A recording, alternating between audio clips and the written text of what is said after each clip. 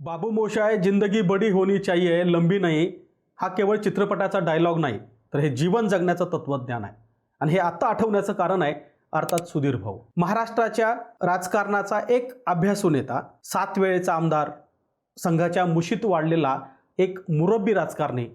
एवढंच नाही तर महाराष्ट्राच्या अर्थकारणाची ज्याला नाडी माहीत आहे असा एक अर्थशास्त्राचा अभ्यासक म्हणून आपण सुधीर भाऊकडे बघतो. पण तेच सुधीर भाऊ ज्यावेळी चंद्रपूर जिल्ह्यातल्या 2 नगरपालिकेमध्ये झालेल्या पराभवानंतर समोर आले त्यावेळेस त्यांनी विरोधकावर तोफ डागली नाही तर सोकी यांना सांगितलं की भारतीय जनता पार्टी ही आपल्याच नेत्याची ताकद कमी करत आहे. आणि मग प्रश्न उपस्थित झाला की सुधीर भाऊ भाजपामध्ये नाराज आहेत का? बरं, हे पहिल्यांदा घडतंय असं नाही आहे. तर ज्या ज्यावेळी संधी मिळेल त्यावेळी सुधीर भाऊंनी आपली नाराजी व्यक्त केली होती आणि म्हणूनच सुधीर भाऊंचा एकनाथ खडसे होणार का याची चर्चा मागच्या 2 दिवसामध्ये बरीच झाली. पण मला वाटतं सुधीर भाऊचा आता एकनाथ खडसे नाही होणार तर तो होणार आहे विनोद तावडे. कशामुळे याच संदर्भात आपण पुढच्या काही मिनिटांमध्ये ऐकणार आहोत. काय घडलं, कसं घडणार आहे आणि एकूणच भाजपाची परिस्थिती काय.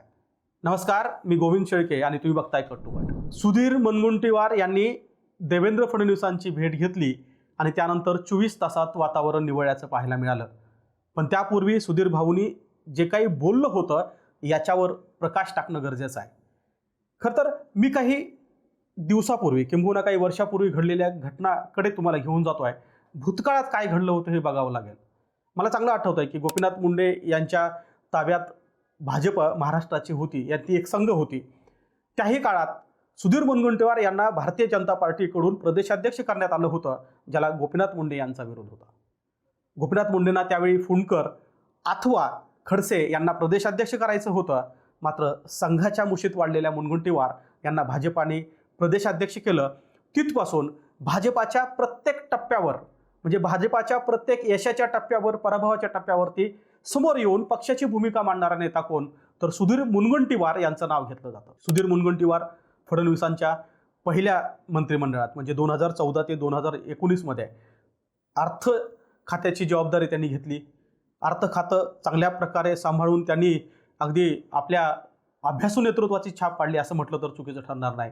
पण या 5 वर्षांनंतर काय घडलं? कारण आपल्याला माहीत आहे की भारतीय जनता पार्टीमध्ये 2 प्रवाद आहेत. म्हणजे एक नवी भाजपा, दुसरी जुनी भाजपा. नवी भाजपा कोणती? तर अर्थात जी फडणवीसांच्या आजूबाजूला आता आपल्याला नेते पाहायला मिळतात ते नेते भाजपाचे आहेत खरे, मात्र ते नव्या भाजपाचे आहेत कारण ते संघाच्या मुशीतून अथवा भारतीय जनता पार्टीच्या वर्गातून आलेले नाही आहेत. अगदी नावच सांगायचे झाले तर फडणवीसांसोबत दिसणारे लाड असतील, वाघ असतील, त्यानंतर दरेकर असतील, असे कितीतरी नेते आपल्याला आजूबाजूला पाहायला मिळतात. अगदी विखे असतील, अलीकडच्या काळामध्ये काँग्रेसमधून भाजपमध्ये आलेले, हे सगळे आज फडणवीसांच्या आजूबाजूला पाहायला मिळत आहेत. महाराष्ट्राच्या मंत्रिमंडळामध्ये मूळ भाजपाचे केवळ 4 ते 5 मंत्री सध्या काम करताना आपल्याला पाहायला मिळत आहेत. त्यामध्ये गिरीश महाजन आहेत, पंकजा मुंडे आहेत. यांच्यासोबतच भारतीय जनता पार्टीमध्ये काम करणारे आताचे लोढा आहेत, जे आता चंद्रकांत पाटील आहेत, जे फडणवीसांसोबत काम करताना पाहायला मिळत आहेत. मात्र हे सगळे नेते आता जुन्या भाजपाचे आहेत, नव्या भाजपाच्या जास्त चलती आहे. आणि म्हणूनच प्रश्न उपस्थित होतो आहे की असं काय झालं 2019 नंतर केवळ एकट्या सुधीर मुनगंटीवार यांच्याच नाराजीची चर्चा नाही झाली. तर आपल्याला आठवत असेल तर बघा, विनोद तावडे यांच्या नाराजीची मोठी चर्चा झाली. त्यानंतर पंकजा मुंडे यांच्याही नाराजीची मोठी चर्चा झाली. खरं तर भारतीय जनता पार्टीमध्ये नाराज झालेले केवळ 2च नेते असे होते की ज्यांनी संधी मिळेल तिथे आपली भूमिका पक्षाच्या पटलावरती थेट मांडली. त्यात पहिलं होतं पंकजा मुंडे यांचं नाव. पंकजा मुंडेने तर जाहीर व्यासपीठावरनं अनेक वेळा भारतीय जनता पार्टीच्या नेतृत्वाला प्रश्न विचारला. एवढंच नाही तर कुणीही अमरपट्टा घालून राजकारणात आलं नाही, हे वाक्य सुद्धा पंकजा मुंडे यांनी यापूर्वी म्हटलं होतं. अर्थात तेच वाक्य पुन्हा एकदा सुधीर मुनगंटीवार यांनी म्हटलं आणि त्यानंतरच चर्चा सुरू झाली की सुधीर मुनगंटीवारांचा आता एकनाथ खडसे होतोय का? एकनाथ खडसे होणं म्हणजे काय? जे एकनाथ खडसे आपल्याला माहिती की भाजपाचे फायर ब्रँड नेते होते. विरोधी पक्षनेते असताना असेल किंवा महसूल खात्याची जबाबदारी फडणवीसांच्या पहिल्या मंत्रिमंडळात खुबीने निभवणारे असतील. मात्र 2014 ते 19च्या दरम्यान घडलेल्या एका जमीन घोटाळ्यामध्ये खडसेंना राजीनामा द्यावा लागला आणि तेव्हापासून खडसे सत्तेच्या बाजूला गेले. विनोद तावडेंचं तेच झालं. विनोद तावडे हे सुद्धा महाराष्ट्र भाजपावर नाराज आहेत, हे अनेक वेळा पाहायला मिळालं. त्यांच्यावर मात्र केंद्रातली जबाबदारी देण्यात आली आणि आपण बघतोय की संघटनाची जबाबदारी असताना भाजपाच्या सरचिटणीसपदी तावडेंनी काम करायला सुरुवात केली आणि त्यानंतर बिहार असेल, हरियाणा असेल यासारख्या राज्यामध्ये जाऊन त्यांनी प्रभारी पद निभावलं. अगदी महाराष्ट्रामध्ये सुद्धा अलीकडच्या काळात झालेल्या निवडणुकामध्ये विनोद तावडे यांची भूमिका महत्त्वाची होते.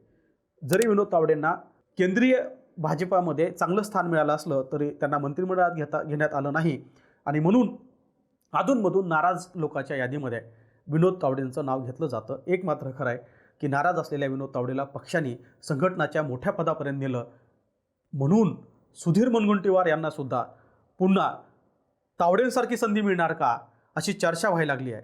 खडसेंचं जे झालं म्हणजे खडसेंना अगदी पक्षातून बाहेर ढकलत नेण्यात आलं आणि कुठल्या तरी पक्षात जाण्यासाठी मजबूर करण्यात आलं असं म्हटलं जातं. तसं सुधीर मुनगंटीवार यांचं होणार नाही, कारण सुधीर मुनगंटीवार हे संघाच्या मुशीत वाढलेलं नेतृत्व आहे, संघाच्या जवळचं नेतृत्व आहे आणि त्यामुळेच एक चर्चा होते आहे की ज्यावेळी सुधीर भाऊ पक्षाच्या समोर थेट भूमिका घेत आहेत त्यावेळी ही भूमिका मांडत असताना त्यांच्यासोबत नेमकं कोण आहे. म्हणजे मी महाराष्ट्र भाजपाचं बोलत नाही, महाराष्ट्र भाजपा ही आज फडणवीसांची भाजपा आहे. कधी काळी जी भाजपा केवळ गोपीनाथ मुंडेंची होती आज तशीच ती भाजपा फडणवीसांची आहे. आणि म्हणून ज्यावेळी सुधीर भाऊ अशी एखादी भूमिका मांडतात त्यावेळी निश्चित त्यांच्या मागं कुठला तरी एक नेता असला पाहिजे, ज्या नेत्याशिवाय सुधीर भाऊ इतकी ताठर भूमिका नक्कीच मांडणार नाही. पण सुधीर भाऊ काय सांगत होते, ते सांगत होते की महाराष्ट्रामध्ये 4 जिल्हे असे चंद्रपूर, गडचिरोली, भंडारा, गोंदिया, ज्या 4 जिल्ह्यामध्ये एकही मंत्रिपद देण्यात आलेलं नाही आणि या 4 जिल्ह्यात मंत्रिपद न दिल्याचा परिणाम आपल्याला पाहायला मिळतो की तिथे काँग्रेसची ताकद वाढली आहे. हेच सुधीर मुनगंटीवार सांगतायत की महाराष्ट्रामध्ये पश्चिम महाराष्ट्र असेल, तुलनेने मराठवाडा असेल, या ठिकाणी भारतीय जनता पार्टीनं प्रत्येक जिल्ह्याला जवळपास अपवाद 1-2 जिल्ह्याचा सोडला तर मंत्रिपदं दिलेत, मात्र विदर्भातल्या या 4 महत्त्वाच्या जिल्ह्यांना मंत्रिपद दिलं नाही. आणि हीच नेमकी गोष्ट सुधीर भाऊ पुढे करताना सांगतायत की मंत्रिपद दिलं तर तिथल्या स्थानिकच्या नेत्याला ताकद मिळते आणि स्थानिकच्या नेत्याला जर ताकद मिळाली तर अशा निवडणुकामध्ये आपल्याला पराभव होणार नाही. आता एवढं सगळं बोलल्यानंतर सुधीर भाऊ ज्यावेळी देवाभाऊच्या भेटीला गेले त्यानंतर आता देवाभाऊच्या भेटीमध्ये काय ठरलं, कारण त्यांचा हसत असतानाचा एक फोटो बाहेर आला, त्यामुळं तूर्त तरी हे वादळ शमलं असं म्हटलं जात आहे. मात्र हे जरी होत असलं तरी महाराष्ट्र भाजपामध्ये खदखद आहे, भाजपाच्या निष्ठावान नेत्यामध्ये खदखद आहे. ती कधी पंकजा मुंडेच्या रूपानं बाहेर येत आहे तर ती कधी सुधीर मुनगंटीवारांच्या रूपानं बाहेर येत आहे. महाराष्ट्र भाजपातहीच काही आलबेल नाही असं जर म्हटलं तर ते कदाचित चुकीचं होणार नाही. नेते अधूनमधून बोलत असतात, मात्र हे बोलत असताना सुद्धा सुधीर भाऊंचा एकनाथ खडसे आता तरी होणार नाही अशीच परिस्थिती आहे. सुधीर भाऊंचा विनोद तावडे होऊ शकतो. ज्या विनोद तावडे महाराष्ट्रातून जरी बाहेर गेले तरी बिहारसारख्या निवडणुकीमध्ये असेल, हरियाणासारख्या निवडणुकीमध्ये असेल, किंबहुना महाराष्ट्रात झालेल्या विधानसभा निवडणुकीमध्ये भारतीय जनता पार्टीची बाजू त्यांनी लावून धरली. कधी काळी मुंबई भाजपाचे अध्यक्ष असलेले विनोद तावडे, 8 ते 9 खात्याचे मंत्री राहिलेले महाराष्ट्राचे विद्वान विनोद तावडे ज्यावेळी राज्यामध्येच पक्षाकडून डावलले गेले तेव्हा मात्र त्यांनी संघटनामध्येच रममान होण्याचं ठरवलं. आता ते केंद्रीय पातळीवर भाजपाच्या संघटन कामामध्ये व्यस्त आहेत. एक मात्र खरं आहे की महाराष्ट्र भाजपा म्हणजेच फडणवीस आणि फडणवीस म्हणजेच महाराष्ट्र भाजपा हे समीकरण आता रूढ झालं आहे. अधूनमधून सुधीर भाऊसारखे नेते कधीतरी स्पष्ट आपल्या पक्षाला खडेबोल सुनवत असतात, मात्र त्याचं पुढे काय होणार, किंबहुना नवी भाजपा विरुद्ध जुनी भाजपा हा वाद कधी थांबणार हा मात्र प्रश्नच आहे. धन्यवाद.